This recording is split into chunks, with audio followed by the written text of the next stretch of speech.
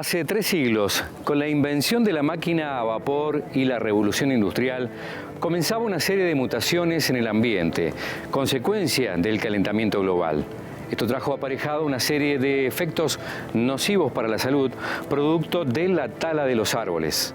Por ejemplo, la propagación de enfermedades por la acción de los insectos o enfermedades asociadas al sistema respiratorio.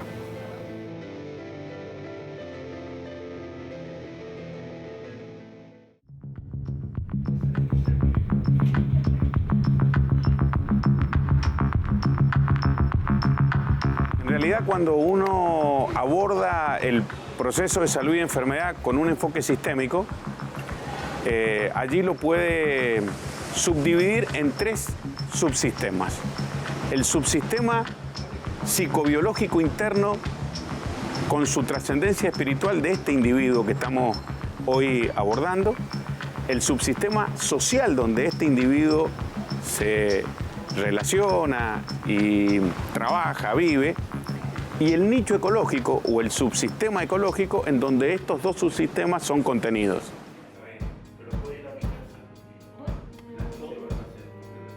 El cambio climático es el causante de la aparición de las llamadas enfermedades emergentes, que son enfermedades que hasta hace 40 años no se conocían.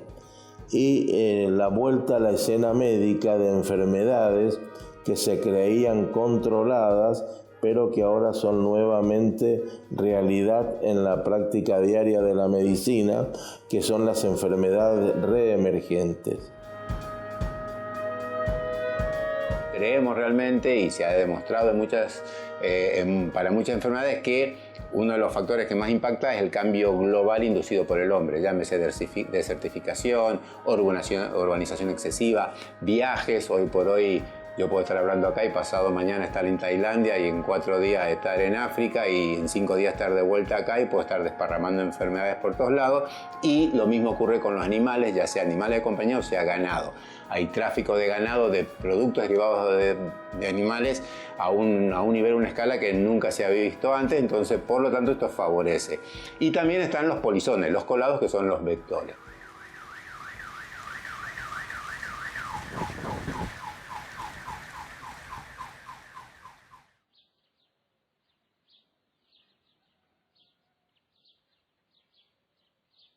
El cambio climático nos trae aparejado un cambio en el genio epidemiológico. Esto es decir, aparecen nuevas enfermedades, esto que nosotros decimos enfermedades emergentes. Indudablemente que ante la posibilidad de enfermedades emergentes, se tienen que poner en marcha una serie de acciones sanitarias para que no se transforme en prevalente. Este es el desafío del equipo de salud, que esta enfermedad que aparece no se establezca para siempre.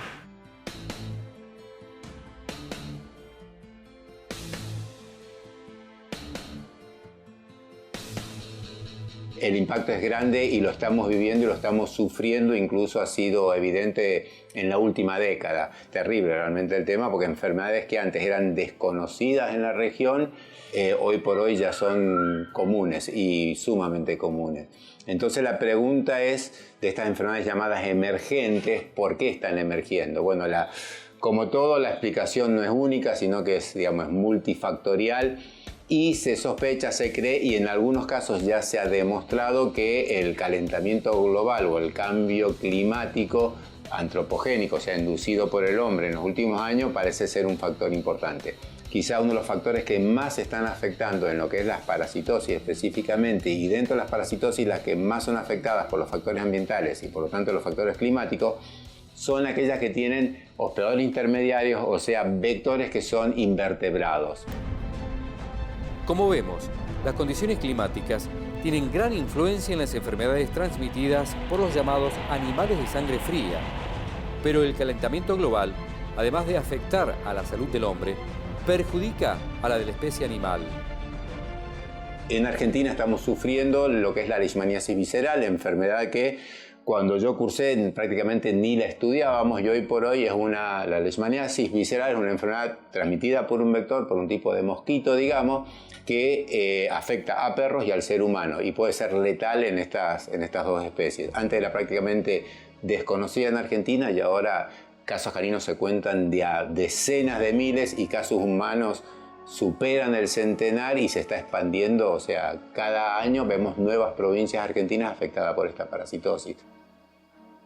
Y otra enfermedad que venimos estudiando y siguiendo muy de cerca, que quizás es nuestra parasitosis o enfermedad parasitaria a la cual le hemos dedicado más esfuerzo, que es la fascioliasis, que es una enfermedad que afecta al ganado, principalmente pequeños rumiantes, pero también afecta a equinos, como estamos viendo ahora en un proyecto que estamos ya finalizando, y una muy importante zoonosis. Se calcula que hay millones y millones de personas en el mundo afectadas y en Argentina la casuística es mucho mayor a la que se suponía. ¿Por qué estamos viendo esta expansión también en la fascioliasis? No es transmitida por un vector que es un mosquito, sino por un caracol acuático, que o casualidad también es de sangre fría. Y al ser un caracol acuático también está directamente su vida es dependiente del agua que existe en superficie. Entonces cualquier alteración en lo que es la historia natural del agua, en los ciclos del agua, va a haber afectado la supervivencia de este caracol, de este vector. El cambio climático y la salud no se llevan bien, pero lamentablemente a veces van de la mano y es una realidad que debemos afrontar. En el próximo bloque, Teoría Práctica te sigue contando cómo es la relación y cómo nos vemos afectados los seres humanos a causa de las enfermedades producidas por el cambio climático. La inhalación de monóxido de carbono mata. No calefacciones tu casa con hornallas u horno. Mantén los ambientes siempre ventilados. Revisa que la llama sea azul. Eso asegura una buena combustión. Controla artefactos siempre con un gasista matriculado. Defensa Civil. Gobierno de Mendoza. Aquí en el Centro Universitario del Este, en Junín, contamos con una gran oferta educativa para los chicos del Este y los que quieran estudiar aquí, porque nos encontramos con chicos que ya están volviendo de la ciudad de Mendoza a estudiar en el Este, y eso es muy importante gracias a las carreras que ofrecemos, tales como abogacía, contabilidad, psicología, educación física, kinesiología, nutrición, cartografía y teledetección y logística. Estas carreras que tienen que ver con las universidades Juan Agustín Maza, Universidad de Congreso, Universidad Nacional de Cuyo y algunos ciclos que ya para personas que han tenido un título intermedio, como el ciclo de profesorado en Ciencia de la Educación y el ciclo de licenciatura en Ciencia de la Educación. Lo mismo ocurre con el ciclo de la licenciatura en Educación Física con orientación a salud y gestión deportiva.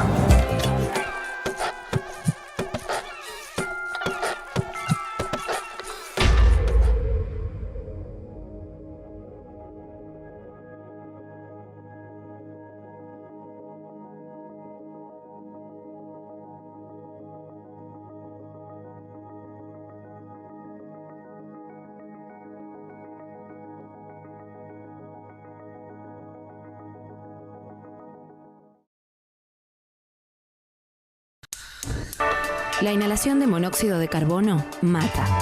En caso de percibir síntomas como dolores intensos de cabeza, náuseas y vómitos, zumbido en los oídos o impotencia muscular y somnolencia, acudir al hospital o centro de salud más cercano o llamar al 911.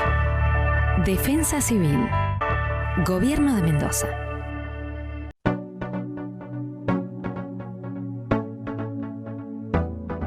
Muy orgulloso de ser el intendente de mi pueblo, un departamento que me acompaña y estamos trabajando fuertemente para que siga creciendo como ha venido creciendo en los últimos 16 años de la gestión de este gobierno.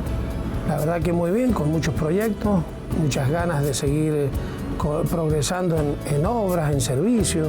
Hemos recibido una buena noticia en estos días de que nos han donado 20 hectáreas de canto rodado, o sea, de ripieras, que nosotros le llamamos, al municipio para que el municipio pueda abastecerse con su propio material para el arreglo de calles, para construcciones, etcétera, etcétera.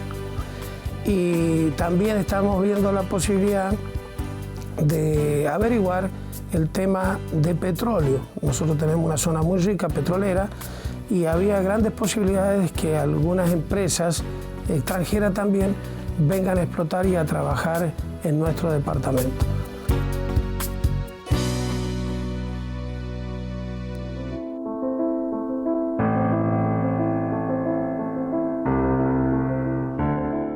Las alteraciones climáticas, efecto de las actividades realizadas por el hombre, hacen que se den una serie de factores que estimulan la aparición de nuevas enfermedades, las llamadas emergentes, y la reaparición de las que se creían aparentemente controladas, conocidas como enfermedades reemergentes.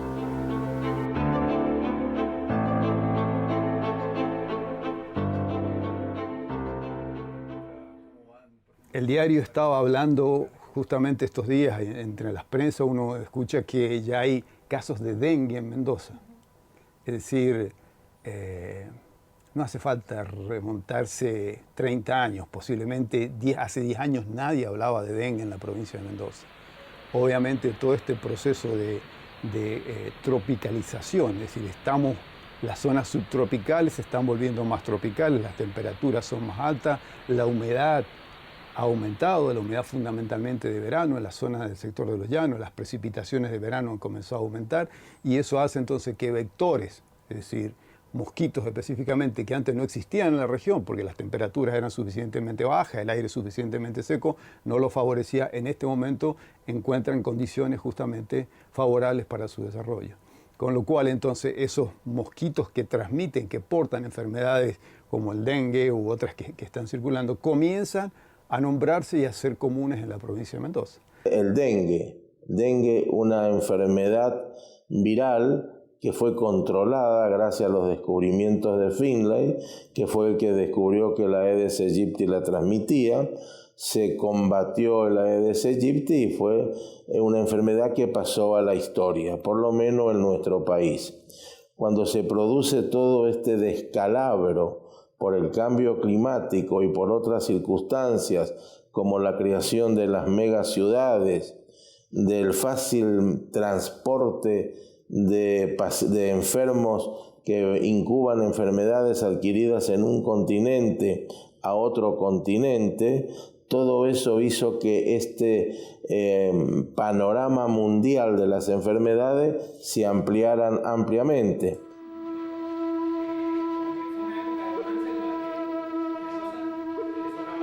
Existe lo que se llama propagación de vectores, que es el transporte de estas enfermedades hacia regiones subtropicales. Como decirlo, tenemos todos los años un transporte de humedad que viene en el verano tanto del Océano Atlántico como del Amazonas. Este año se vio intensificado este transporte de humedad principalmente hacia la región de Cuyo y el noroeste de Argentina. Todo esto trae como consecuencia un tiempo, un clima, una estación más cálida, más húmeda, y esa humedad permite el desarrollo de enfermedades tropicales como el dengue, el Zika y otras enfermedades asociadas principalmente a los mosquitos. El otro gran problema es el chikungunya, otro virus transmitido por el Aedes aegypti, que comienza con sintomatología muy parecida a la del dengue, que es como una gripe fuerte, llamémosle así, cefalea, dolor a nivel ocular con ojos rojos. En el dengue se caracteriza sobre todo por el dolor retroocular, cosa que en el chikungunya existe pero no es tan profundo, una gran astenia y algo importante en el chikungunya, que son los dolores osteoarticulares que pueden llegar a durar hasta 2 años.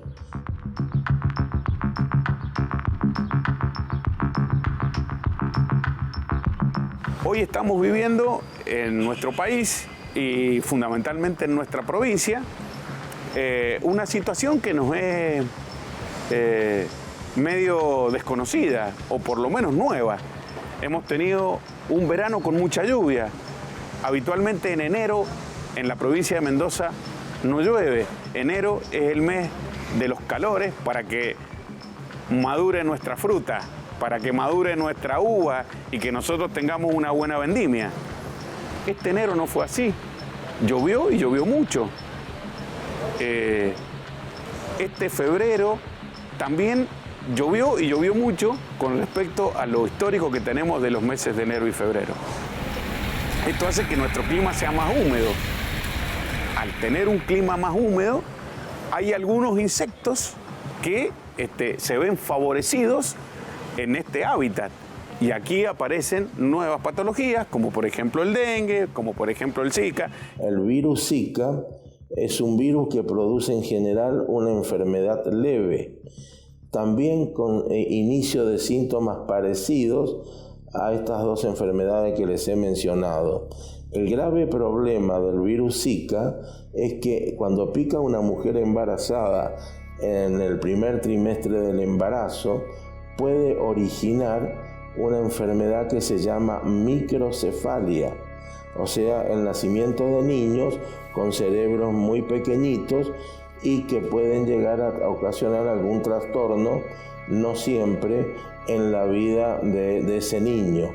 Y cuando pique en un adulto puede dar origen a una enfermedad neurológica o a signo-sintomatología neurológica que se llama el síndrome de Guillain-Barré, donde hay una parálisis por la cual la persona no puede caminar. A esta enfermedad también se la llama la enfermedad de las piernas de hule, porque están tembleques y no puede caminar. Teoría Práctica hoy te muestra cómo el cambio climático está afectando la salud de los mendocinos. Después de la pausa, hablaremos de las nombradas enfermedades respiratorias y cómo la tala de árboles fomenta su aumento.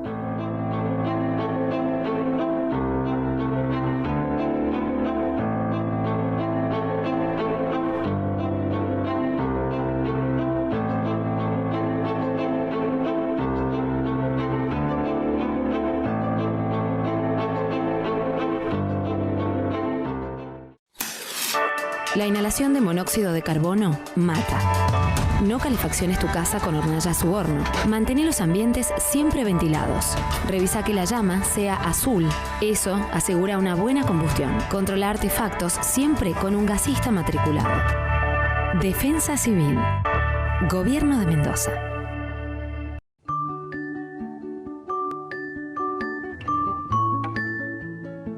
Acá en la Universidad Juan Agustín Maza contamos con la Facultad de Ciencias de la Nutrición, la que da dos títulos, el título de nutricionista a los 4 años y el de licenciado en nutrición a los 5 años.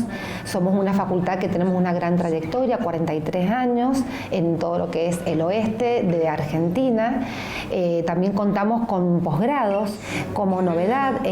También este año hemos comenzado con un intercambio de alumnos y docentes con Chile y con Perú, donde nuestros alumnos, cuando se encuentren en años más avanzados de la carrera, van a poder cursar un semestre o 2 semestres fuera del país y de esa manera intercambiar con docentes y con alumnos de otras universidades y enriquecer su formación profesional.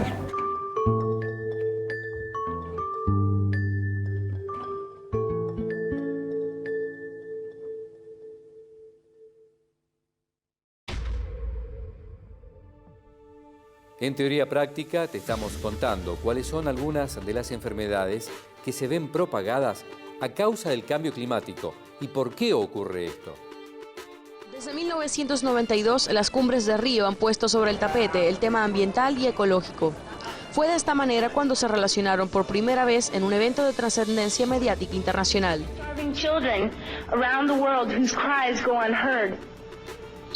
I'm here to speak for the countless animals dying across this planet because they have nowhere left to go. I am afraid to go out in the sun now because of the holes in our ozone. I am afraid to breathe the air because I don't know what chemicals are in it. Han contaminado el aire, han debilitado y perforado la capa de ozono, han saturado la atmósfera de gases que alteran las condiciones climáticas, con efectos catastróficos que ya empezamos a padecer. Los que tenemos algunos años más nos recordamos que en el año 92 se reúnen en Río de Janeiro más de 300 presidentes de países del mundo durante una semana a tratar un solo tema. Que yo recuerde, nunca ha habido una reunión tan masiva y con tantos presidentes y sobre un tema nada más, que era la Cumbre de la Tierra. Y yo tengo los recortes de aquel tiempo y a la conclusión final que llegan quienes dirigen el mundo es que en un mundo que hay tanta confusión y que está globalizado, pero que a veces no sabemos hacia dónde tenemos que hacer fuerza todos los seres humanos, la conclusión final es categórica y una sola. Dicen ellos, la preservación del planeta es lo prioritario. Porque aunque cada uno de nosotros tiene su vida, esa vida de ninguna manera se puede sostener sin los recursos que nos ofrece el planeta, si no tenemos agua para beber, alimentos y aire para respirar. Hace más de 30 años, cuando yo empecé a ejercer la medicina, para resolver los problemas de obstrucciones bronquiales, teníamos solo un medicamento. Hoy hay una buena cantidad de medicamentos, broncodilatadores asociados a corticoides, corticoides tópicos.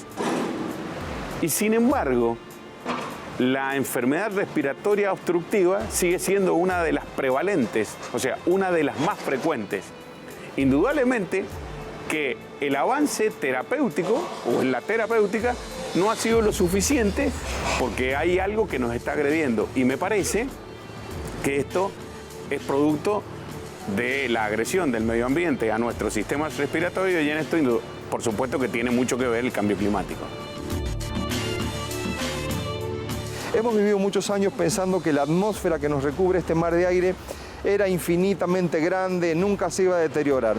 En realidad es una capa muy fina de apenas 10 kilómetros y se está contaminando a una velocidad tremenda y eso está haciendo, por ejemplo, que las enfermedades respiratorias como el asma, como el cáncer de pulmón, aumenten decenas de veces.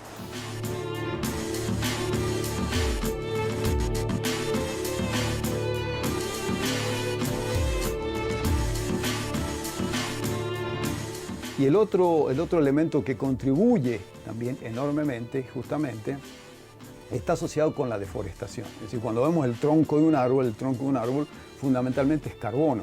Es decir, son moléculas de carbono, digamos, distintos carbohidratos, distintas celulosas, hemicelulosas, son sustancias que tienen como base el carbono y que justamente se han almacenado por allí por miles de años. Es decir, si uno va a la Patagonia va a encontrar en el Parque Nacional los alerces que tienen 3.000 años de edad.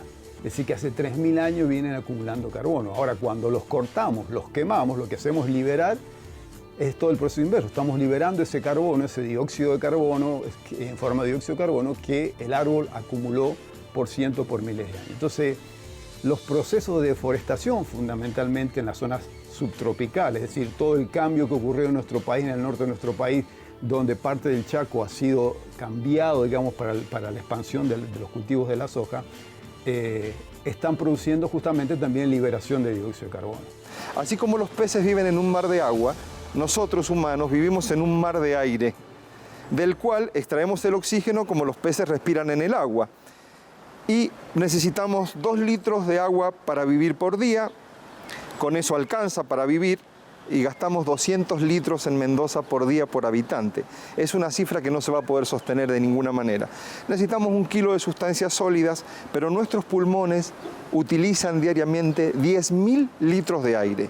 Entonces, todas las cosas que echemos al aire, las vamos a tener que respirar 10.000 litros por día de esa sustancia. Una molécula de CO2 que lancemos a la atmósfera vive 500 años en la atmósfera. O sea, yo sé que es necesario usar el automóvil, pero cada vez que quememos combustibles fósiles, que andemos en automóvil, que lancemos humos, esas sustancias van a estar 500 años en la atmósfera y van a traer un montón de efectos para nosotros y para las generaciones que vienen. La mitad de la población de Chile vive en medio de esta capa de veneno. Sobre el futuro... Nuestro país vecino, Chile, la ciudad de Santiago, una de las problemáticas más importantes que tiene es su contaminación y por eso hay momentos en que nuestros vecinos impiden la circulación de autos para que esta contaminación ambiental no afecte el estado de salud. Entonces, empecemos cambiando nuestra forma de pensar. Empecemos pensando que la sequía no es el lugar de la basura, que tenemos que cuidar más la energía, es decir, que tenemos que ser mucho más eficientes en el uso de energía, es decir, apaguemos todas las luces que son innecesarias. No dejemos, también estamos viviendo en una zona árida donde el agua es clave y es fundamental, no dejemos que el agua se derroche. cuidemos los espacios verdes, porque son claves, son nuestros pulmones, es el único sector que tiene la capacidad aquí en la región de absorber justamente en todo el mundo, justamente de absorber los excesos de dióxido de carbono que nosotros estamos emitiendo. No hay que ser tampoco demasiado tremendistas, sí hay que tener en claro que hay que cuidar los recursos naturales, y una visión que tenemos un grupo de ecologistas que también quiero transmitirles es que el planeta Tierra, así como lo ven, no es una roca, un pedazo de agua y de roca que da vuelta en el espacio, funciona como una gran célula viviente. Y en esta célula viviente que es el planeta Tierra, estamos nosotros aquí como microbios sobre este planeta, y el planeta toma sus acciones también como un organismo vivo para evitar que lo destruyamos y que lo contaminemos.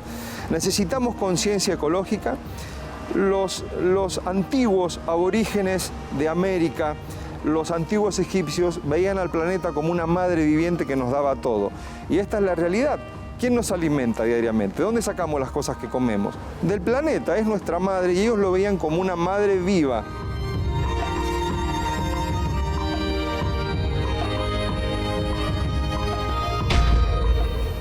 Hoy hemos compartido información muy valiosa, que no solo nos sirve para la toma de conciencia, sino también para aportar un mejor legado a las generaciones venideras.